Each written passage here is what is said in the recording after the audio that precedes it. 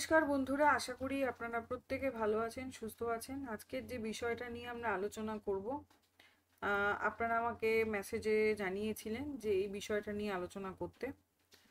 সেটা হচ্ছে আমাদের যে এসএলএসটি বেঙ্গলির 9, 10, 11, 12-এর যে সিলেবাসটা রয়েছে, সেই সিলেবাসটা নিয়ে বুঝতে অনেকের অনেক সমস্যা হচ্ছে। তো অনেকেই আমাকে রিকোয়েস্ট করেছেন। কিছুদিন আগে ইউটিউবে আমি একটি কমেন্ট দেখলাম। যাই হোক, এটা একটু বলে দিই। সেটা হচ্ছে, প্রথমে আমরা চলে আসছি হচ্ছে 9, 10-এর সিলেবাসটা বলে দিই, কারণ 9, 10-এর সিলেবাসটা না বললে 11, 12 বললে কিছু বোঝা যাবে না। 9, 10-এর সিলেবাসে আমাদের যে পাঠ্যপুস্তক রয়েছে, অর্থাৎ পশ্চিমবঙ্গ মধ্যশিক্ষা পর্ষদের সাহিত্য সঞ্চয়নের প্রথম ভাষা নবম ও দশম শ্রেণীর বইটি এবং সাহিত্য সম্ভার দ্বিতীয় ভাষা নবম ও দশম শ্রেণী, এই বইটা পড়তে হবে। অর্থাৎ 4টে বই হচ্ছে সাহিত্য সঞ্চয়নের প্রথম ভাষার নবম শ্রেণী, দশম শ্রেণী, আর সাহিত্য সম্ভারের দ্বিতীয় ভাষার নবম শ্রেণী, দশম শ্রেণী পড়তে হবে, এবং প্রফেসর শঙ্কুর ডায়েরি এবং কোনি। আচ্ছা, এরপরে বলি সাহিত্য সঞ্চয়ন যেটা প্রথম ভাষা, সেটা আমাদের পশ্চিমবঙ্গ মধ্যশিক্ষা পর্ষদে পাঠ্য বই 9, 10-এর। সেটা আমাদের পড়তে হচ্ছে। সাহিত্য সম্ভারের ক্ষেত্রে আমরা দেখতে পাই যে সিবিএসসি যে বোর্ড ইংলিশ মিডিয়ামের, সেখানে এই সাহিত্য সম্ভারের যে গল্পগুলো কবিতাগুলো রয়েছে সেগুলো পাঠ্য। অর্থাৎ আমরা যদি বাংলা মিডিয়ামের জন্য পরীক্ষা দিই, আমাদের কিন্তু পুরোটাই পড়তে হচ্ছে। সাহিত্য সম্ভার দ্বিতীয় ভাষা, যেটা ইংলিশ মিডিয়াম স্কুলে বাংলা বিষয় হিসাবে পাঠ্য, সেটাও আমাদের পড়তে হচ্ছে।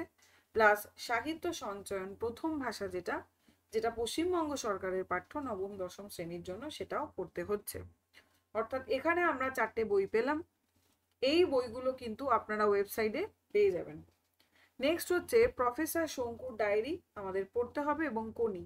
এবার এখান থেকে আপনারা অনেকেই প্রশ্ন করেন যে সাহিত্য সঞ্চয়নে বেশ কিছু গল্প রয়েছে, যেই গল্পের আগে মানে পয়েন্ট পয়েন্ট সাইন দেওয়া রয়েছে গোল্লা গোল্লা করে, অর্থাৎ যেগুলো পাঠ্য রয়েছে, ঠিক আছে, সেই পাঠ্যগুলোই কি পড়তে হবে নাকি সমস্তগুলো পড়তে হবে? আমাদের এসএলএসটি পরীক্ষার জন্য কিন্তু সবটা পড়তে হবে। শুধুমাত্র যে পয়েন্টগুলো যেগুলো গোল করা রয়েছে সেগুলো পাঠ্য হলেও সেই পাঠ্যটা বাদ দিয়েও কিন্তু বাকিগুলো পড়তে হবে, ঠিক আছে? অর্থাৎ কি কি পড়তে হবে সেটাও আমি কিন্তু বলে দিচ্ছি। এবং এর পাশাপাশি আমি এটাও বলবো যে সিলেবাসের বাইরে গিয়েও কিছু বিষয় রয়েছে যেগুলো আমাদের জানতে হবে বা পড়তে হবে। সেটা কি সেটাও আমি বলবো। শেষ অবধি আলোচনাটা আপনাদের একটু ধৈর্য ধরে শুনতে হবে। নেক্সট, আশা করি এই জায়গাটা বোঝা গেছে। তবুও যদি না বোঝেন অবশ্যই আমাকে কমেন্ট করবেন, আমি আপনাদের অ্যান্সার দিয়ে দেবো। ক্লাসটা কেমন লাগছে সেটাও কিন্তু জানাতে ভুলবেন না।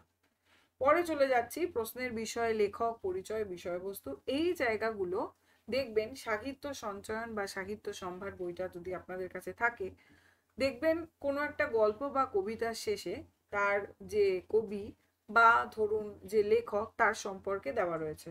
অর্থাৎ তার জন্ম, তার মৃত্যু, সে কোথায় জন্মগ্রহণ করেছে, বা তার পিতামাতার নাম, তার পাশাপাশি তার উল্লেখযোগ্য সাহিত্য সৃষ্টি।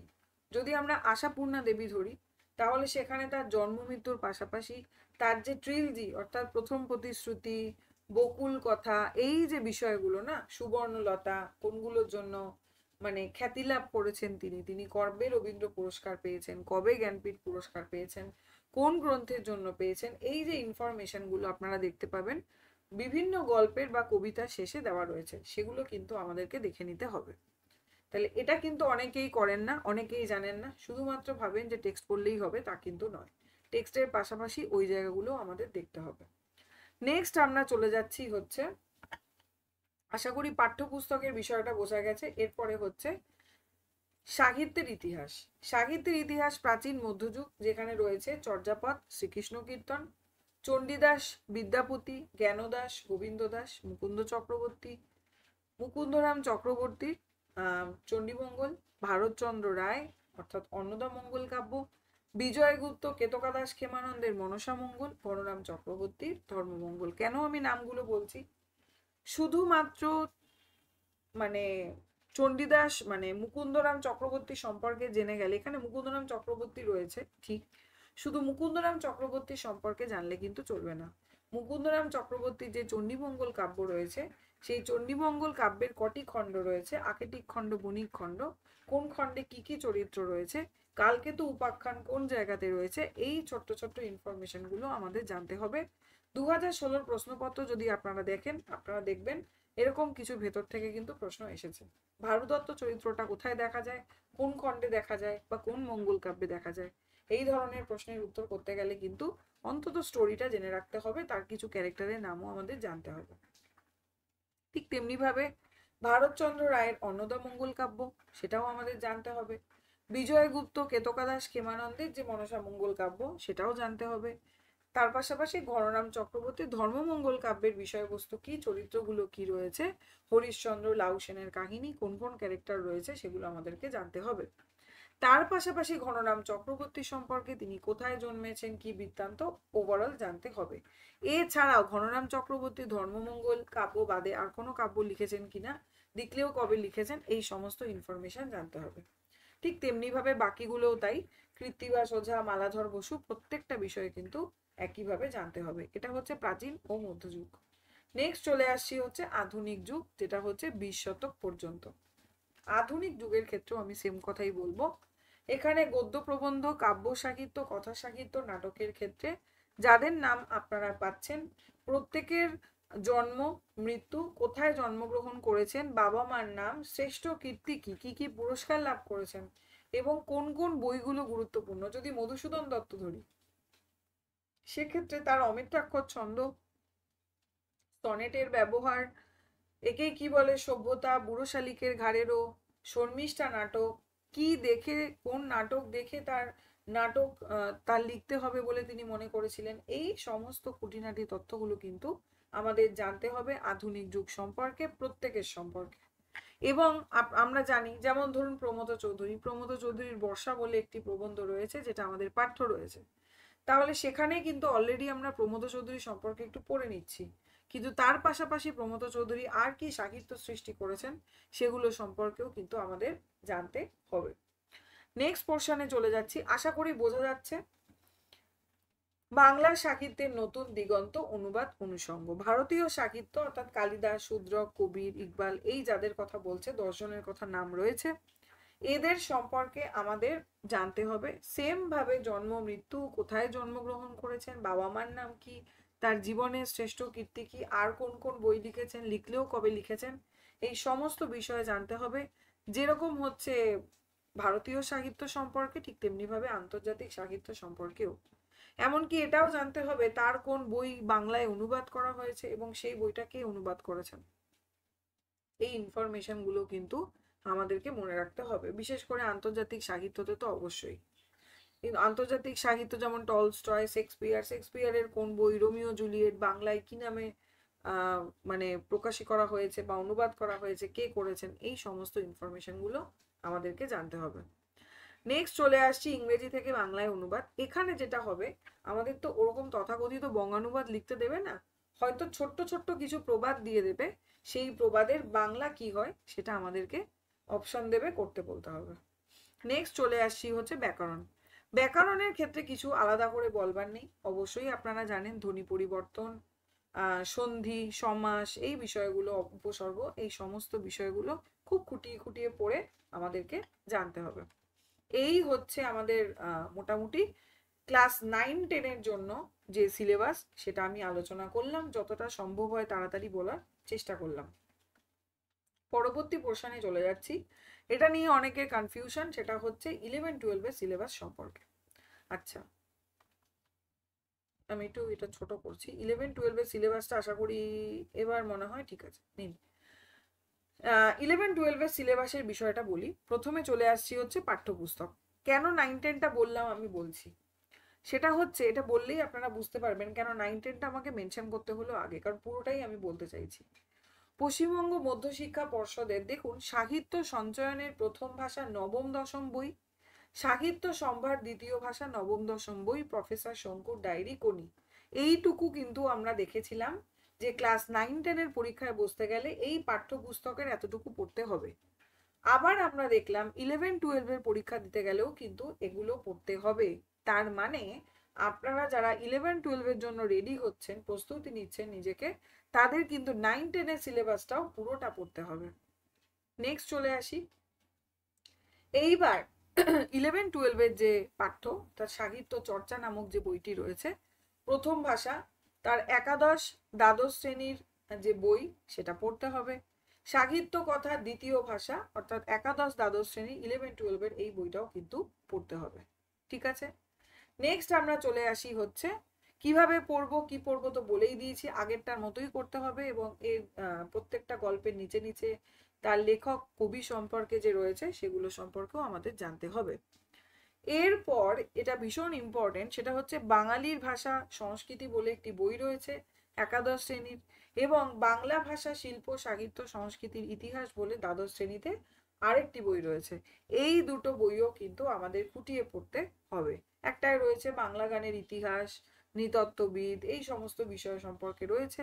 আরেকটা জায়গাতে আমরা চর্যাপদ, শ্রীকৃষ্ণ কীর্তন, তুর্কি আক্রমণ, এই সমস্ত বিষয় আধুনিক সাহিত্য অব্দি দেখতে পাবো, সেটাও কিন্তু আমাদেরকে পড়তে হবে। নেক্সট চলে আসি হচ্ছে বাংলা সাহিত্য নতুন দিগন্ত। দেখুন 9-10 সিলেবাস পড়লে কিন্তু আমাদের অনেকটা হয়ে যাচ্ছে। সেখানে দেখুন ভারতীয় সাহিত্য, আন্তর্জাতিক সাহিত্য অলরেডি 9-10 সিলেবাসে আমি আলোচনা করলাম, সেম ভাবেই পড়তে হবে, আলাদা করে কিছু বলবার নেই। ব্যাকরণও তাই, ব্যাকরণ আমরা 9-10 যখন পড়ছি তখন আমরা 11-12টাও হয়ে যাচ্ছে, এক্সট্রা করে কিন্তু অন্য কোনো ব্যাকরণ এখানে ঢুকিয়ে দেয়নি, ওখানে যা রয়েছে এখানে তাই রয়েছে। আচ্ছা, নেক্সট যেটা, এই যে দেখুন সেইটাই মেনশন করেছে যে বাঙালির ভাষা ও সংস্কৃতির ভাষা, এখান থেকে প্রশ্ন আসবে, আর হচ্ছে বাংলা শিল্প সাহিত্য সংস্কৃতির ইতিহাস থেকে প্রশ্ন আসবে। আচ্ছা, নেক্সট হচ্ছে সাহিত্যের রূপরীতি। সাহিত্যের রূপরীতি যেটা কাব্য কি, মহাকাব্য কি, গীতি কবিতা কি, ট্র্যাজেডি, কমেডি, যেগুলো আমরা গ্র্যাজুয়েশনে পড়েছিলাম, ধারণা নিয়েছিলাম, এবং একাঙ্ক নাটক কি, কে একাঙ্ক নাটক লিখেছেন, কতগুলো মোটামুটি লেখা হয়েছে, কোন কোন নাটক একাঙ্ক নাটক, এই ধরনের ধারণাগুলো কিন্তু আমাদেরকে রাখতে হবে। এইবার যেটা আমি বলি যে সিলেবাসের ভেতরে সিলেবাস লুকিয়ে রয়েছে কিরকম। আপনারা অনেকেই ভাববেন হয়তো যে এই পড়লে হয়ে যাবে, কিন্তু আপনারা যদি 2016-র একবার 11-12 প্রশ্নপত্রটা দেখেন তাহলে দেখবেন সেখানে কিন্তু এই জায়গাটা থেকেও প্রশ্ন রয়েছে 9-10-এ। সেটা হচ্ছে এই যে আধুনিক যুগ এবং প্রাচীন ও মধ্যযুগ, চর্যাপদ, শ্রীকৃষ্ণ কীর্তন, আধুনিক যুগ, এই জায়গা থেকেও কিন্তু প্রশ্ন রয়েছে। অর্থাৎ পুরো ক খ এই পোর্শনটা আমি বলছি, সাহিত্যের ইতিহাস, সাহিত্যের ইতিহাস থেকে কিন্তু প্রশ্ন রয়েছে। অনেকে হয়তো ভাবছেন যে 11-12-এর পরীক্ষা মানে সাহিত্যের ইতিহাস পড়তে হবে না, যেহেতু এখানে মেনশন করা নেই, তা কিন্তু নয়। এখানে মেনশন করা না থাকলেও আপনাকে এটা বুঝতে হবে যে এই যে দুটো বইয়ের নাম, অর্থাৎ বাংলা বাঙালির ভাষা ও সংস্কৃতি এবং বাংলা ভাষা শিল্প সাহিত্য, এই দুটো বইয়ের মধ্যে একটা বইতে কিন্তু অলরেডি চর্যাপদ থেকে শুরু করে তুর্কি আক্রমণ, তারপরে শ্রীকৃষ্ণ কীর্তন, বিদ্যাসাগরের আগমন, এরকম একদম আধুনিক যুগ অব্দি খুঁটিয়ে খুঁটিয়ে রয়েছে। তাহলে এক্ষেত্রে কিন্তু আপনাকে সেই বাংলা সাহিত্য পড়তেই হচ্ছে, এটা অনেকেই মনে করেন না। তার জন্য অনেকে ভাবেন যে বাংলা সাহিত্যের ইতিহাস বোধহয় পড়তে হবে না, তা কিন্তু নয়।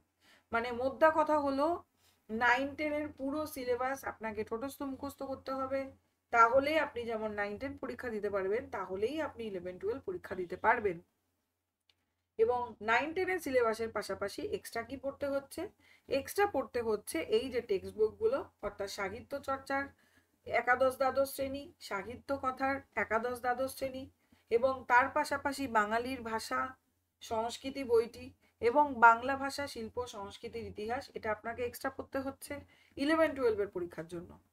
এবং তার পাশাপাশি আরেকটা জিনিস এক্সট্রা পড়তে হচ্ছে, সেটা হচ্ছে এই সাহিত্যের রূপরীতি, অর্থাৎ মহাকাব্য কি, গীতি কবিতা কি, এই বিষয়টা। তাহলে আশা করি বোঝা গেছে যে 9-10-এর সিলেবাস যদি ভালো করে পড়া না হয় 11-12-এর পরীক্ষা দেওয়াটা হবে না। 11-12-এর কোশ্চেন যদি আপনারা দেখেন তাহলে দেখবেন 9-10 থেকে কিন্তু প্রচুর প্রশ্ন আসে। তার মানে 9-10-এর সিলেবাসটা খুব ভালো করে আপনাদের পড়তে হবে। এবং তার পাশাপাশি এই যে এক্সট্রা পার্টটা, যেটা সাহিত্যের রূপরীতি এক্সট্রা পার্ট এবং টেক্সট বুক, এটা পড়তে হবে। এবং এখানে সাহিত্যের ইতিহাস বলে মেনশন করে দেয়নি ঠিকই, কিন্তু অলরেডি ক্লাস 9-এর পড়ার জন্য আপনি যে সাহিত্যের ইতিহাসগুলো পড়ে নিয়েছেন সেগুলো কিন্তু ভালো করে দেখে যাবেন যারা 11-12-এর পরীক্ষায় বসেন, কারণ এগুলোও কিন্তু আপনাদেরকে পড়তে হবে। তাহলে এই হচ্ছে ওভারঅল 9, 10, 11, 12 যে সিলেবাস তার আলোচনা। এখনো অবধি সিলেবাস এটাই রয়েছে, কারণ পশ্চিমবঙ্গ মানে শিক্ষা পর্ষদ নতুন করে এই সিলেবাসটাই কিন্তু আপলোড করেছে তাদের ওয়েবসাইটে। সুতরাং এবারের পরীক্ষার জন্য সিলেবাস পরিবর্তন করার সময় তাদের হাতে নেই। তাই যাদের এই কনফিউশন রয়েছে যে সিলেবাস হয়তো বদলাতে পারে, আমার মতে বলে যে এখন এবারের পরীক্ষার জন্য বদলাবে না, পরবর্তী যখন হয়তো এসএলএসটি হবে বা যাই হবে চেঞ্জ হলেও হতে পারে। আর হচ্ছে পুরনো বইটাই কিন্তু পড়তে হবে, অর্থাৎ 11, 12 ক্ষেত্রে পুরনো বই পড়তে হবে। নতুন সিলেবাস যদিও পাঠ্য হয়েছে, সেটা হচ্ছে স্কুল বিদ্যার্থীদের বা শিক্ষার্থীদের জন্য, কিন্তু আপনাদের জন্য কিন্তু নয়। আপনারা পুরনো সিলেবাসটাই পড়বেন। যেহেতু হাতে সময় খুব কম, তাই জন্য এই পরিবর্তন করার সময়টা আসেনি। তাহলে এই হচ্ছে সিলেবাস সম্পর্কে ধারণা, আমি সবটাই বলার চেষ্টা করলাম। ক্লাসটা ভালো লাগলে অবশ্যই লাইক করবেন, বন্ধুদের সাথে শেয়ার করবেন, তারাও এটা সম্পর্কে জানতে পারবে, এবং অবশ্যই সাবস্ক্রাইব করবেন, তাহলে যে কোনো ভিডিও আপনার কাছে সহজেই তাড়াতাড়ি পৌঁছে যাবে। এবং অবশ্যই আমাকে কমেন্টে জানাবেন আপনাদের এই নিয়ে কোনো প্রশ্ন আছে কিনা, এবং ক্লাসটা কিরকম লাগলো আর কি কি ধরনের ক্লাস চাই আমাকে বলবেন। আমি চেষ্টা করব আমার সাধ্য মতন ক্লাস নিয়ে আসতে। আজ এ পর্যন্তই আলোচনা। ধন্যবাদ সকলকে।